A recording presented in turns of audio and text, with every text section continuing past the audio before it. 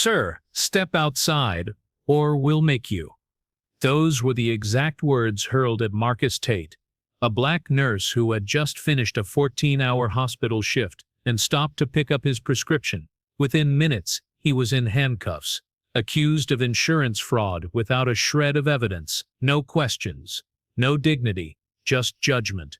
And what the officers didn't know, Marcus wasn't just a tired man in scrubs. He was the son of a former FBI civil rights legend.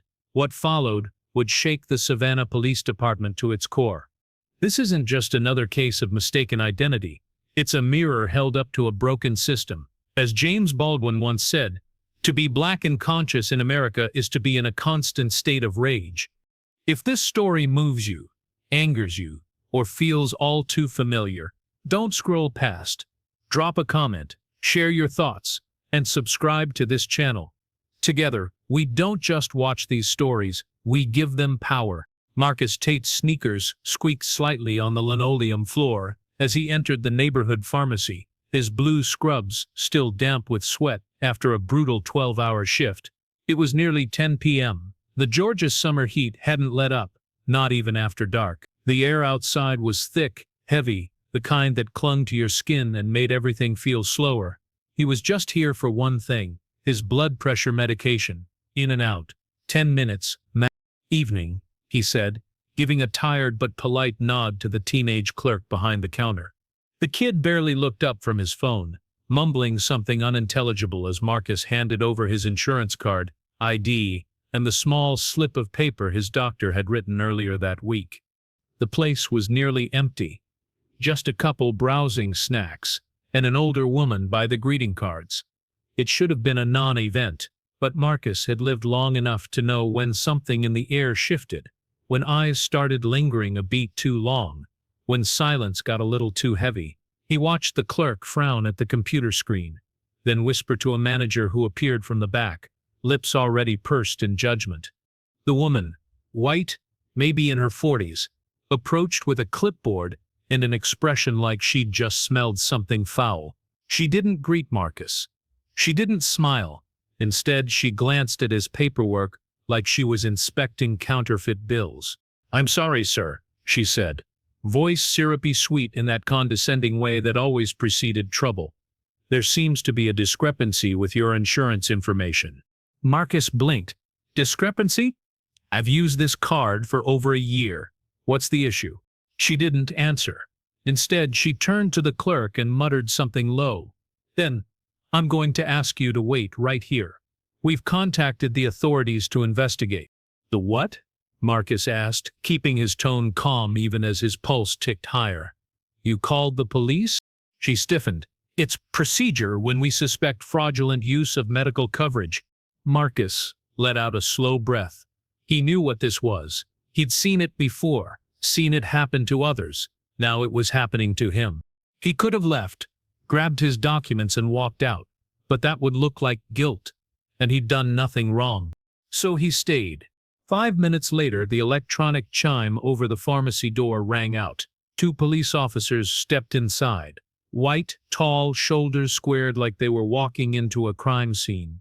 "That's him," the manager said immediately, pointing toward Marcus like he was a shoplifter. "He tried to fill a prescription with mismatched information. We think he's using someone else's coverage." The older officer, broad chest, buzz cut, eyes full of quiet disdain, didn't bother checking the computer or asking Marcus for an explanation. He stepped forward. "Sir, I'm going to need you to come outside." Marcus stayed rooted. "I have my ID, my insurance. Everything matches. You can verify it in 2 minutes." The younger cop hesitated. The older one didn't. He moved closer, his hand drifting toward his belt. "We can do this the easy way, or the hard way." Marcus glanced around. A man by the cold medicine aisle had started recording with his phone. "Good." He turned back to the officer and said, clearly and evenly, "You're making the biggest mistake of your life."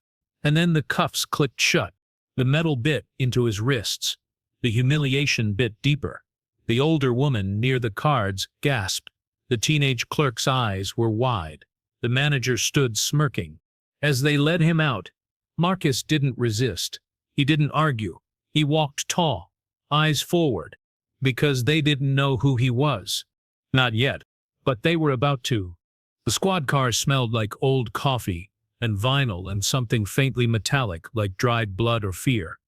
Marcus sat in the back, his wrists cuffed tightly behind him, the steel biting into his skin with every bump in the road. He didn't speak. He didn't move. He just stared straight ahead, his jaw locked, his breath slow and controlled. Up front, the officers chatted casually like they'd just picked up a fast food order. "Another fraud case," said the driver. Officer Rick Coleman, according to the badge clipped to his vest. "What is it with these people thinking they can just take whatever they want?" His partner, Officer David Miller, gave a half-hearted grunt. "Yeah." Marcus heard every word. He stared out the window as Savannah blurred past. Strip malls, gas stations, streetlights, familiar streets. But tonight, they felt like foreign ground. He didn't look like a threat. He didn't raise his voice. And yet here he was, being treated like a criminal for asking for his own medication. The car pulled into a cracked asphalt lot outside a run-down precinct building. Yellowing floodlights cast harsh shadows on the brick facade. A faded flag flapped limply on a rusted pole. Coleman yanked the back door open and motioned him out with a jerk of his head. "Let's go. Don't make this harder than it has to be." Marcus stepped out slowly. Dozens of eyes, some from inside the station, others from fellow officers chatting outside, tracked him like a zoo exhibit. He stood tall, his scrubs wrinkled and dusty now, but his dignity unshaken. Inside, the building buzzed with fluorescent lights and quiet tension. The walls were painted in a sickly off-white. A woman at the front desk stopped typing to give him a long, dismissive glance. No one greeted him. No one asked questions. They already thought they knew who he was. The booking process was fast, clinical, mugshot, fingerprints, a sloppy form filled out with more judgment than care. Name? Marcus Tate. Age? 32. Race? A pause, then flatly, black. That box. Always. That box. The one that told them everything they wanted to assume. They led him to a holding cell, bare metal bench, cold concrete walls, and a door that clanged shut behind him like a jailhouse drum. "You want to make this easy on yourself?" Coleman leaned on the bars, smirking. "Just tell us whose insurance you stole. Save us all some time." Marcus didn't move. "I didn't steal anything." Coleman chuckled and walked off, boots echoing down the corridor. Marcus sat down slowly, his back straight. His wrists ached, but he welcomed the pain. It kept him alert. It reminded him. This was real. Minutes passed, maybe hours. The cell was timeless in the worst way. Somewhere down the hallway, a phone started ringing once, twice, then over and over again. Raised voices followed. Coleman's voice. "What do you mean someone from DC is calling about this? At this hour?" A beep. "Tell them to get in line." Marcus smiled faintly. He knew exactly what that call meant. His father, Thomas Tate, didn't waste time. Retired FBI, former head of the Civil Rights Division, and not a man you crossed without consequences. He had trained Marcus to be calm under fire, to speak clearly, to fight smart, and most of all, to never beg for fairness, only to demand it. The door at the far end of the hallway burst open. The air shifted like pressure before a thunderstorm. Footsteps, measured, purposeful. Miller peeked around the corner, pale-faced and panicked. "He's here," he whispered. And then Thomas Tate stepped into view.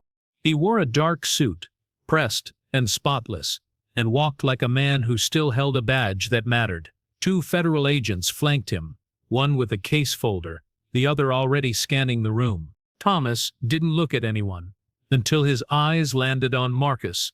Father and son locked eyes for a moment, and in that silence, everything shifted.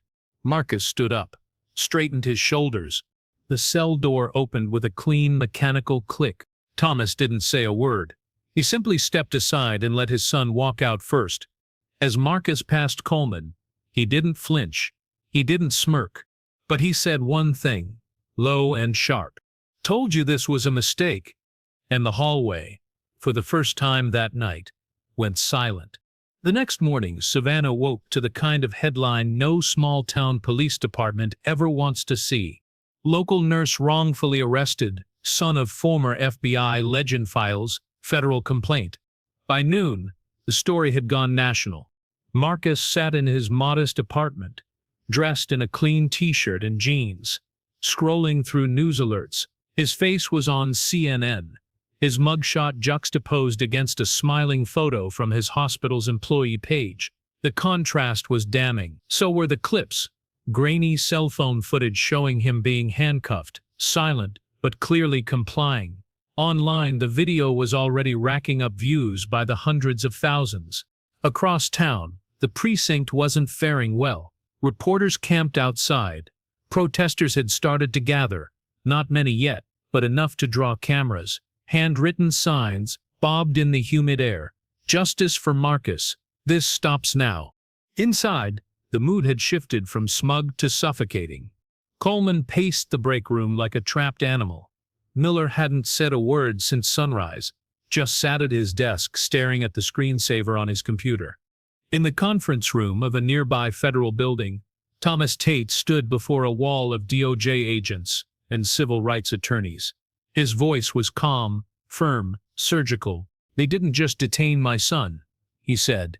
"They humiliated him. In public, with no probable cause. And we have the footage, the paperwork, and the testimony to prove it." Special Agent Ramirez, the DOJ's lead investigator, nodded. "We've initiated a full federal review. The pharmacy incident is just the beginning." Thomas gave a grim smile. "Then let's dig." By that evening, subpoenas were issued. All body cam footage from that night was ordered for immediate release.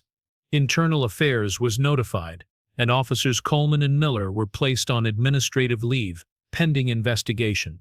But it didn't stop there. Whistleblowers within the department came forward. Anonymous emails flooded the DOJ's inbox.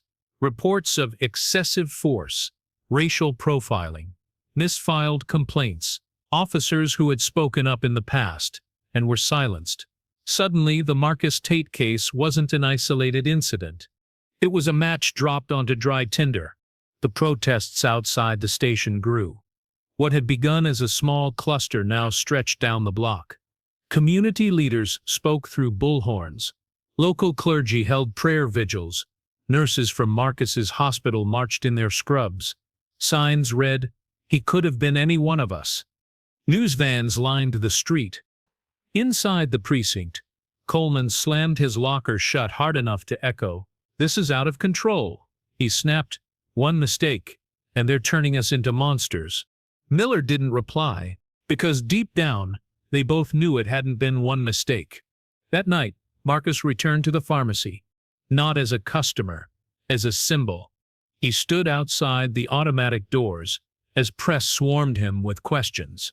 He didn't grandstand. He didn't yell. He simply said, "I walked into this building to pick up my medicine. I left in handcuffs, but I'm standing here now because of everyone who said enough is enough. This isn't just about me." Thomas stood beside him, hands folded, quiet, unshakable. The pharmacy had closed early for safety, but everyone knew what that really meant: shame. Later that week, the DOJ held a press conference. Ramirez stepped up to the podium. "This department is now under federal oversight. We are investigating multiple civil rights violations. Let me be clear, this is not a PR move. This is accountability." Behind her stood Marcus, Thomas, and a growing coalition of community members. Some had once been too scared to speak. Now, they stood in front of cameras. The climax came days later when formal charges were announced. Coleman and Miller faced obstruction of justice, false arrest, and civil rights violations under federal law. The precinct chief resigned. The mayor issued a public apology. Marcus, he didn't celebrate. He didn't gloat. He returned to work at the hospital. Quiet, professional, compassionate. But now, everyone knew his name. And not because he'd done something wrong, because he'd refused to let injustice win. And for the first time in a long time, Savannah felt something shift. Not perfectly. Not completely. But just enough to believe the tide was turning. The courtroom was packed, shoulder to shoulder, with reporters, activists, law students, even off-duty nurses, still in their scrubs. Some people had waited in line since dawn just to witness what was being eating the most significant civil rights case in Georgia in over a decade. Marcus sat at the front, dressed in a navy suit, crisp and understated. He wasn't there to put on a show, he was there for the truth. Across the aisle, Rick Coleman and David Miller sat stiffly, their suits too tight around the collar, their expressions blank but tense. Their attorneys whispered furiously, flipping through pages of defense strategy, but the atmosphere in the room had already made one thing clear. No one believed this would end quietly. The judge entered. All rose. The room fell silent. Marcus exhaled slowly and let the moment settle. The prosecution wasted no time. Exhibits were shown, body cam footage, witness testimony, even internal emails from the pharmacy showing no irregularities in Marcus's insurance file. What stood out most wasn't what was said, but what wasn't. The defense couldn't explain why Marcus had been arrested when he had proper ID, valid credentials, and hadn't resisted. They tried to point to procedural confusion, to miscommunication, but the jury wasn't buying it. Then came the moment that cracked everything open. Special Agent Ramirez took the stand. She laid out a timeline that extended far beyond Marcus's arrest, documenting 10 years of buried complaints, missing audio from body cams, and emails between officers joking about keeping Savannah clean, the old-fashioned way. Gasps echoed across the room. When Ramirez finished, even the defense attorneys looked rattled. Outside the courthouse, crowds had gathered, watching live on screens, some holding signs, others holding hands. There was a feeling in the air that this wasn't just a trial, it was a turning point. Back inside, the defense called no further witnesses. They rested. The closing arguments began, and Marcus sat motionless as his attorney stood before the jury. "This isn't just about my client," she said. "This is about every person who has ever been assumed guilty for the color of their skin. This is about what happens when the people sworn to toot us forget who they serve." And then the case went to the jury. 5 hours later they returned. On the charge of false arrest, guilty. On the charge of civil rights violation, guilty. On the charge of obstruction of justice, guilty. The courtroom exploded. Tears, gasps, applause quickly silenced by the judge's gavel. Marcus sat still, not cold, not emotionless, just steady. He hadn't wanted vengeance. He had wanted justice, and now it had a voice. As the officers were led out of the courtroom, their badges already stripped, Marcus stood and adjusted his tie. Thomas, his father, placed a hand on his shoulder. "You did it, son." "No," Marcus replied quietly. "We did." The next morning, headlines screamed of accountability. Savannah PD officers convicted in landmark case. News stations played the footage on a loop. Marcus's quiet arrest. The courtroom reaction. The moment the verdict was read. But Marcus didn't watch. He was back at the hospital walking through the ICU, checking charts, greeting patients. When a nurse offered to cover his shift so he could soak it in, he smiled and shook his head. "This is where I belong," he said. Later that week, Marcus was invited to speak at a community forum. Hundreds packed into the local civic center, including families of others who'd been wrongfully arrested or mistreated. Marcus stood behind the microphone, silent for a moment, then said, "I'm not here because I'm special. I'm here because I got lucky. I had a father who knew who to call. I had cameras. I had a voice. But what about those who don't?" The crowd nodded. He continued, "This is not the end. This is the beginning. If we want change, we have to build it. One step at a time, together." That night, as he walked back to his car under a sky full of southern stars, Marcus felt something shift in his chest. Not relief, not pride. Readiness. The real fight was just beginning. 6 months later, Savannah looked like a different city. The protests had quieted, the news vans had moved on, and the courthouse no longer had a line wrapped around the block. But the ripple effects of Marcus Tate's story were everywhere. The police department had new leadership. A civilian oversight board had been established. Officers now wore mandatory body cameras on every shift, and monthly public review sessions were open to anyone in the community. But perhaps the biggest change couldn't be seen in policies or procedures. It was in people. A high school senior, who had been roughed up during a traffic stop, came forward with his story. A single mother who'd been ignored after reporting misconduct finally got a response. Community centers began hosting Know Your Rights workshops every other weekend. What had started as Marcus's personal nightmare had evolved into a full-blown movement for justice. On a crisp spring afternoon, Marcus stood at the back of a modest federal courtroom, dressed in charcoal gray, watching quietly as the final hearing of the class action lawsuit concluded. Around him sat over 40 other plaintiffs, Black, Latino, Asian, white, each one with their own story of abuse or mistreatment, each one now part of something larger. The judge addressed the court. Based on the evidence presented, and in light of the Department of Justice's findings, this court hereby approves the settlement and demands the implementation of long-term structural reforms in the Savannah Police Department, including but not limited to training, accountability, and transparency requirements. There were no cheers, just quiet relief. A few people wiped away tears. Others sat silently, holding hands. Marcus exhaled and nodded once. Outside the courthouse, reporters swarmed again, but this time, they weren't just chasing a scandal, they were covering change. Marcus stopped on the steps, microphones pointed toward him. "What do you think this means for Savannah?" one reporter asked. He looked out at the street, at families walking freely, at kids riding bikes, at neighbors chatting in the shade of porches. "I think," Marcus said, "it means we're not afraid to tell the truth anymore. And that's where everything begins." Later that night, Marcus sat on the back porch of his father's home, the Georgia sky painted with streaks of orange and gold as the sun dipped below the trees.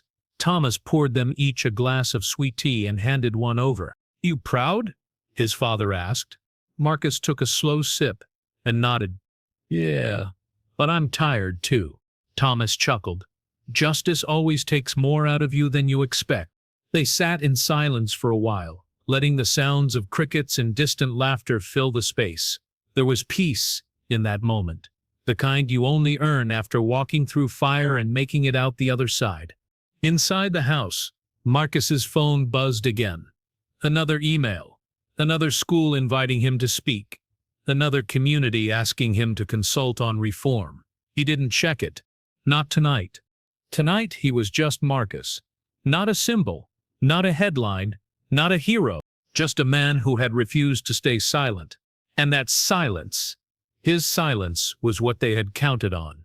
But they had underestimated him. They had underestimated his father. And they had underestimated a community ready to rise up with him. As the sun set and the porch grew darker, Thomas stood and stretched. "You ready for the next step?" he asked. Marcus didn't hesitate. Always. And somewhere in the distance, another story like his was already unfolding. Another voice finding the courage to speak. Another wall of silence beginning to crack. Because the truth was no longer hiding. It was walking boldly into the light. In Marcus Tate's story, we're reminded that silence isn't safety, it's surrender. His courage teaches us that even when the system feels too big to fight, one voice can spark a movement. As Dr. Martin Luther King Jr. once said, "Injustice anywhere is a threat to justice everywhere." Marcus didn't just stand up for himself, he stood up for every neighbor, patient and stranger who was ever told to sit down and stay quiet. And maybe that's the real lesson. Change begins the moment we stop accepting the unacceptable. If this story stirred something in you, I'd love to hear your thoughts.